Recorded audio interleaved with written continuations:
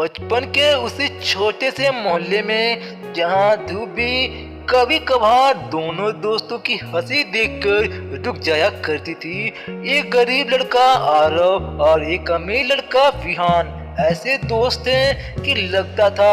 जैसे खुद किस्मत ने उन्हें एक दूसरे का सहारा बनाकर भेजा हो। लेकिन जैसे जैसे उम्र बढ़ी, हालातों ने धीरे धीरे उनके बीच इतनी दीवारें खड़ी कर दी कि आरव की फटी जेब और विहान की महंगी गाड़ी दोनों एक दूसरे को देखकर चुपचाप अपनी दूरी बयान करने लगे। फिर भी दिलों में बचपन वाली दोस्ती अब भी चीख चीख कर साथ रहने की भीख मांग रही थी। आरव अपने पिता की बीमारी और घर के बोझ तले हर दिन थोड़ा थोड़ा टूटता जा रहा था, लेकिन जब भी वो टूटने लगता उसे विहान के साथ बिताए वो दिन याद आते जब दोनों एक ही प्लेट में खाना बांटते थे, और उसी याद को पकड़कर वो फिर से खड़ा हो जाता। हालांकि असलियत यह थी कि गरीबी ने उसकी हंसी छीन ली थी और हालात ने उस मासूम बच्चे को समय से पहले बूढ़ा बना दिया था। उधर विहान भले ही अमीर था, बड़ा घर था, गाड़ियां थी, लेकिन उसके दिल में इतना अकेलापन था कि कभी कभी वह चाहकर भी किसी से अपनी बात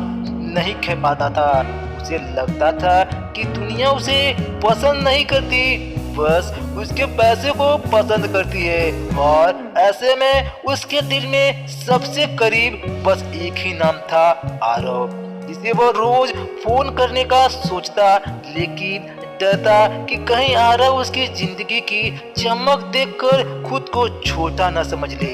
एक दिन जब विहान ने हिम्मत जुटाकर आरव के घर जाने का फैसला किया तो रास्ते पर वह यह सोचता रहा कि जाकर वह उसे बताएगा कि दुनिया चाहे कितना भी बदल जाए, वह आज भी वही पुराना विहान है, वही दोस्त। पर जैसे ही वो आरव के दरवाजे पर पहुंचा, उसे पड़ोस से पता चला कि आरव रात भर अपने पिता की दवाइयों के लिए भागदौड़ करता रहा और सुबह अस्पताल के बाहर भूखे प्यासे ही गिरा पड़ा था, और लोगों ने उसे अस्पताल पहुंचाया, लेकिन बहुत देर हो चुकी थी। विहान जब अस्पताल पहुंचा और उसने आरव के हाथ में अभी भी कसकर पकड़ा हुआ बचपन की दोनों की एक पुरानी फोटो देखा तो उसकी दुनिया पल भर में टूट गई और वह वहीं रोते हुए बैठ गया, क्योंकि फोटो के पीछे आरव ने आखिरी बार कांपते हाथों से लिखा था, विहान